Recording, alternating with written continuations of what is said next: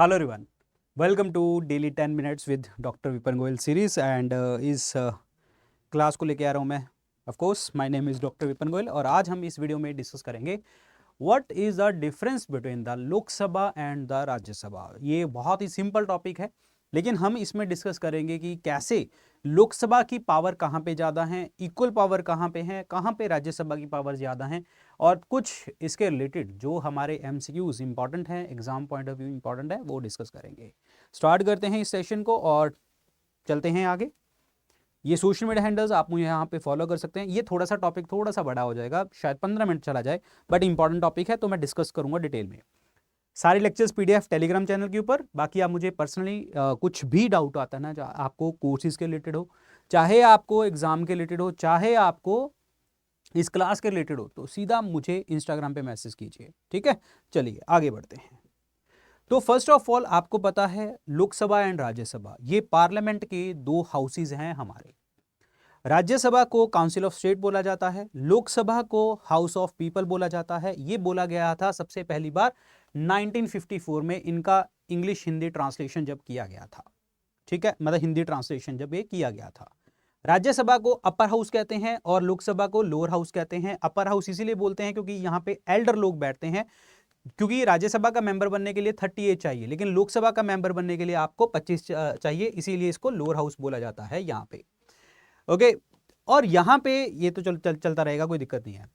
राज्यसभा के अंदर जो है आपकी स्टेट्स रिप्रेजेंट होती हैं, यूनियन टेरिटरीज रिप्रेजेंट करी जाती हैं। This is the main point, union territories and the states. लेकिन जो लोकसभा है इसमें पूरे लोगों को रिप्रेजेंट करवाया जाता है, पूरे देश को रिप्रेजेंट यहाँ पे करवाया जाता है। जो राष्ट्रपति हैं, प्रेसिडेंट हैं, वो इसका हिस्सा नहीं है। आई मीन लोकसभा का और राज्यसभा का मेंबर नहीं है, बट वो पार्लियामेंट का हिस्सा है, क्योंकि पार्लियामेंट जो है वो लोकसभा, राज्यसभा और प्रेसिडेंट के थ्रू बनी होती है। सो दैट्स व्हाई प्रेसिडेंट जो है आपका एक इंटीग्रल पार्ट होता है पार्लियामेंट का। तो दिस इज इंपॉर्टेंट चीज।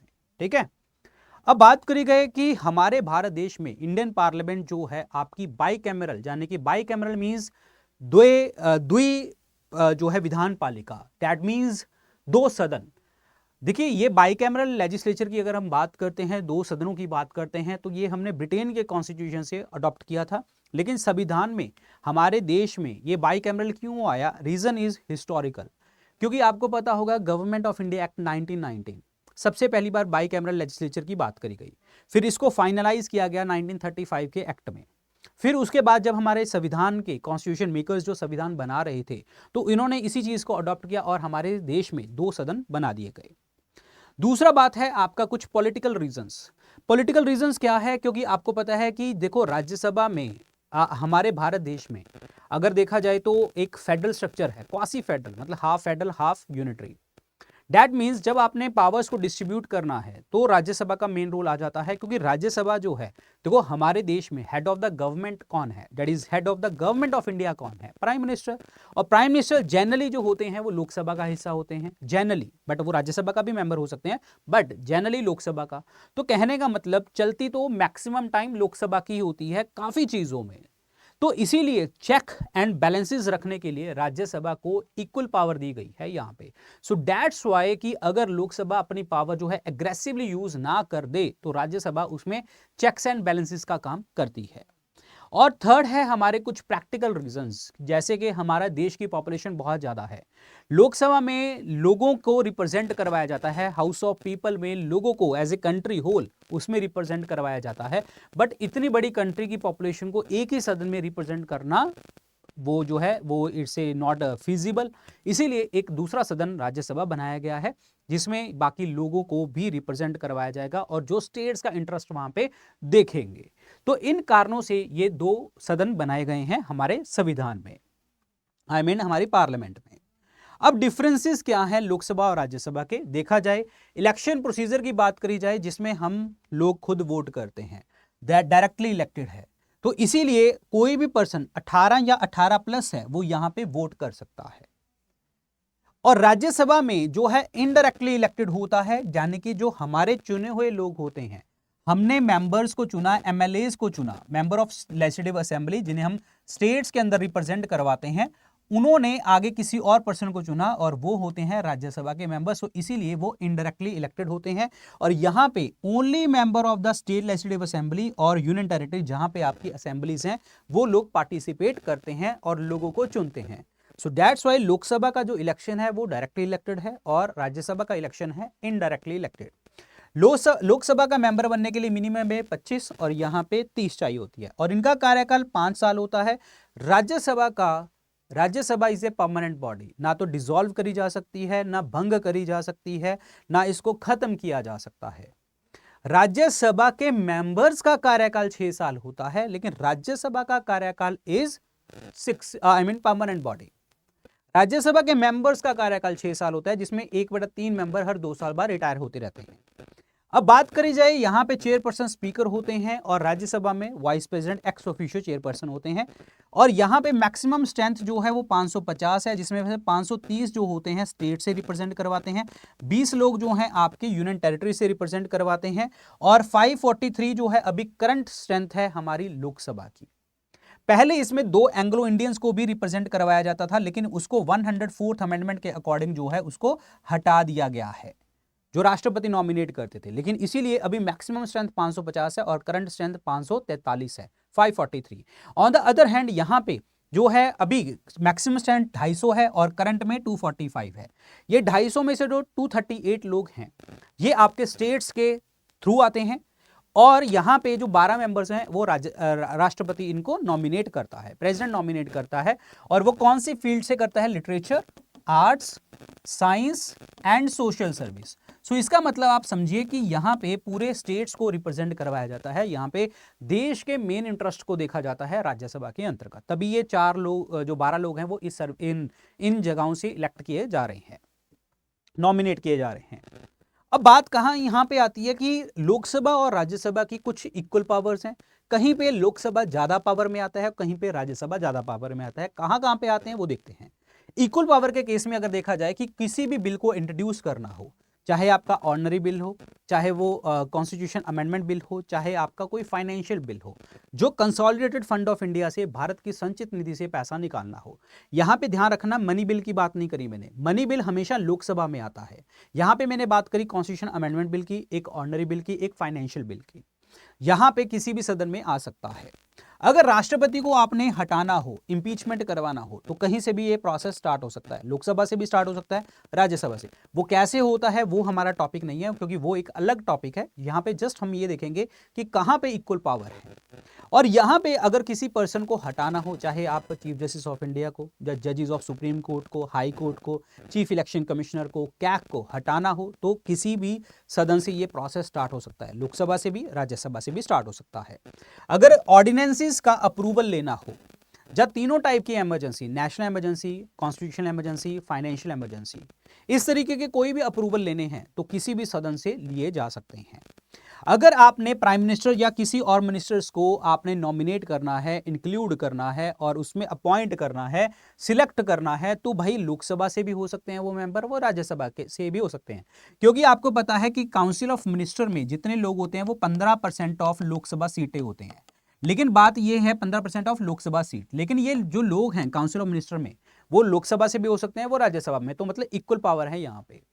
अब ऐसे अगर देखा जाए बहुत सारी रिपोर्ट्स हैं, जैसे कि फाइनेंस कमीशन की, यूपीएससी की, कैग की रिपोर्ट्स है, तो उसको कंसीडर करने के लिए वो अगेन लोकसभा एंड राज्यसभा दोनों इक्वल में आते हैं। ऐसा नहीं है कि उसकी पावर ज्यादा है, उसकी पावर ज्यादा है। इनकी रिपोर्ट्स को कंसीडर करना होगा। जितनी भी हमारी कॉन्स्टिट्यूशनल बॉडीज हैं वो दोनों इक्वल करेंगे।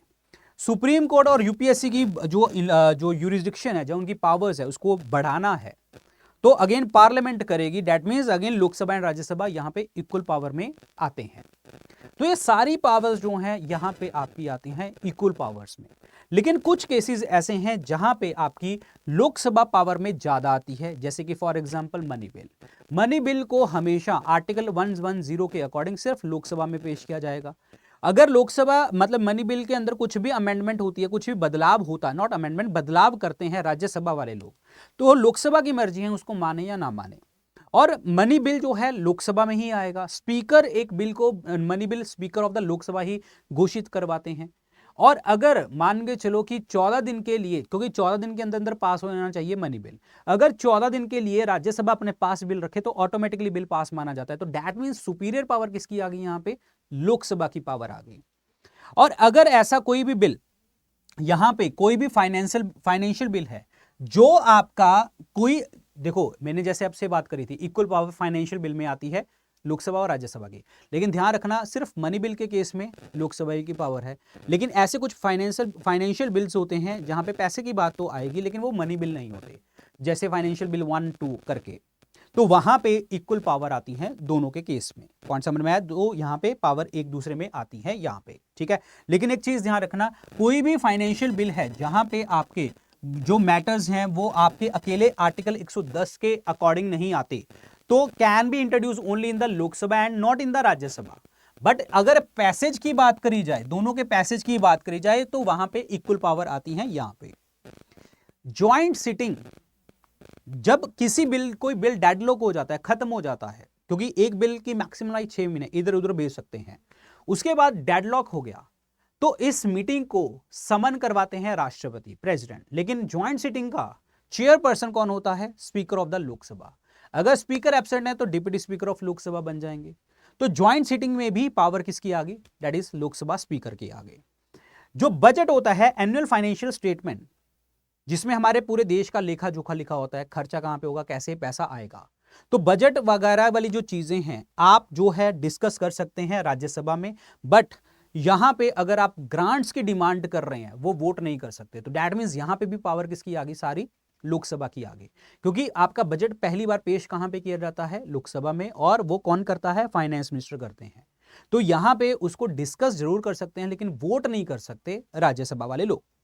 अगर नेशनल इमरजेंसी है, देखो हमने डिस्कस किया था कि तीनों टाइप की इमरजेंसी में इक्वल पावर है, लेकिन जब नेशनल इमरजेंसी को हटाने की बात करी जाए, मतलब लगाने में तो दोनों की पावर इक्वल है, अगर उसको हटाना है कि हाँ भाई ठीक है बहुत हो चुका नेशनल इमरजेंसी, तो नेशनल इमरजेंसी को खत्म करिए, तो वो पावर किसकी आती है? सिर्फ और सिर्फ लोकसभा की पावर आती है। अगर नो कॉन्फिडेंस मोशन पास करना हो, दैट मींस अगर लोकसभा के पास जो prime minister, council of minister हैं, उनके पास मेजॉरिटी नहीं है, मेजॉरिटी मतलब मैक्सिमम लोग, जो सदन के मैक्सिमम लोग उनको सपोर्ट नहीं करते हैं, तो नो कॉन्फिडेंस मोशन पास किया जाता है जब आपकी जो लोकसभा होती है, जो गवर्नमेंट होती है, उसकी अगर मेजॉरिटी नहीं है तो नो कॉन्फिडेंस मोशन की बात आती है। तो नो कॉन्फिडेंस मोशन जो है आपका स्टार्ट होता है अगेन लोकसभा से। पॉइंट समझ में आया? तो यहां पे राज्यसभा जो है उनको रिमूव नहीं कर सकती। ऐसा इसीलिए क्योंकि काउंसिल ऑफ मिनिस्टर जो होते हैं वो they are collectively responsible to the Lok Sabha, they are collectively responsible to the house of people. तो यहां पे इन जगहों में सभी पावर किसकी ज्यादा है? लोकसभा की पावर ज्यादा है। तो ये पॉइंट्स याद कर लेना अच्छे से। लेकिन कुछ केसेस में आपकी स्पेशल पावर है राज्यसभा की, जैसे कि आर्टिकल 249, यहां पे राज्यसभा को लगे देश के लिए इंटरेस्ट है तो स्टेट लिस्ट में जाके वो कानून बना सकता है। तो this is the power of Rajya Sabha, state list में जाके। 312 all India services, IAS, IPS, IFS, तो यहां पे ऑल इंडिया सर्विसेज को अगर बनाना है, न्यू सर्विसेज बनानी है, तो ये बिल पहली बार राज्यसभा से उठेगा, फिर लोकसभा, फिर राष्ट्रपति पास करेंगे। लेकिन आर्टिकल 312 के अकॉर्डिंग ऑल इंडिया सर्विसेज सबसे पहले बिल उठेगा राज्यसभा से। उसके बाद अगर आर्टिकल 67 के अकॉर्डिंग अगर आपने वाइस प्रेसिडेंट को हटाना है तो उसका रेजोल्यूशन स्टार्ट होगा कहां से? राज्यसभा से, क्योंकि राज्यसभा में वो एक्स ऑफिशियो चेयरपर्सन है। लेकिन प्रेसिडेंट के केस में हमने पढ़ा था कि दोनों के पास इक्वल पावर है, लेकिन वाइस प्रेसिडेंट के केस में आर्टिकल 67 के अकॉर्डिंग पावर है राज्यसभा की। अगर इमरजेंसी की बात करी जाए, अगर लेट सपोज जब इमरजेंसी घोषित करनी होगी, चाहे नेशनल है, कोई भी इमरजेंसी है, मान के चलो उस टाइम पे लोकसभा डिसॉल्व हो गई, तो पावर किसके पास अल्टीमेट आ जाएंगी? राज्यसभा के पास आ जाएंगी। लेकिन हमने एक डिस्कस किया था कि अगर कोई भी आप इमरजेंसी घोषित करते हो तो इक्वल पावर है, लेकिन नेशनल इमरजेंसी को हटाना है, खत्म करना है, तो उसमें लोकसभा की पावर आती है, क्योंकि लोकसभा ही खत्म कर सकती है वहां पे।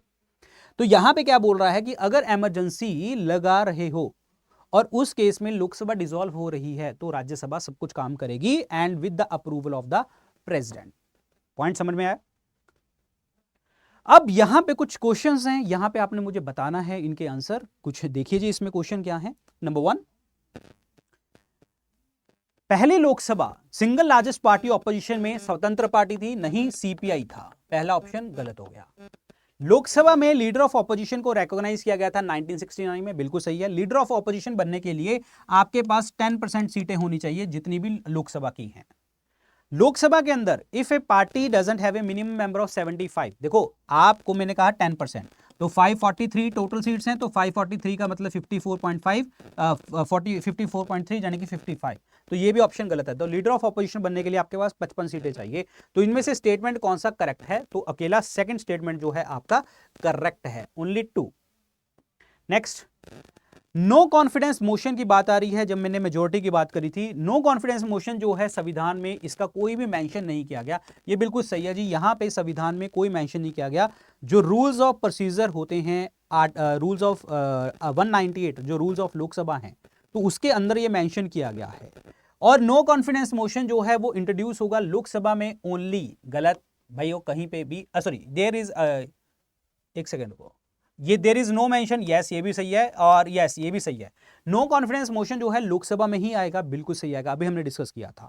तो इनमें स्टेटमेंट कौन से करेक्ट हैं? ये दोनों स्टेटमेंट जो हैं आपके बिल्कुल सही हैं, ऑप्शन नंबर सी। और रूल 190 ऑफ जो इंडियन कॉन्स्टिट्यूशन का है वो आपका मेंशन करता है नो कॉन्फिडेंस मोशन का, लेकिन उसका संविधान में कहीं पे भी वर्णन नहीं किया गया। एक और क्वेश्चन बताइए, पार्लियामेंट्री सिस्टम ऑफ गवर्नमेंट में इसका मतलब क्या है? देखो, ये लोकसभा जो है डायरेक्टली इलेक्टेड होते हैं, ये सही है, लेकिन पार्लियामेंट्री सिस्टम ऑफ गवर्नमेंट का मतलब नहीं होता इस पे। पार्लियामेंट, ये भी गलत है। Rajya Sabha can not be dissolve, ये ऑप्शन सही है जी। Council of minister is responsible to the Lok Sabha और द हाउस ऑफ पीपल, यही आपका पार्लियामेंट्री डेमोक्रेसी की बात आती है। अगली बात करते हैं, यहां पे स्टेटमेंट बताइए कौन सा स्टेटमेंट यहां पे सही है।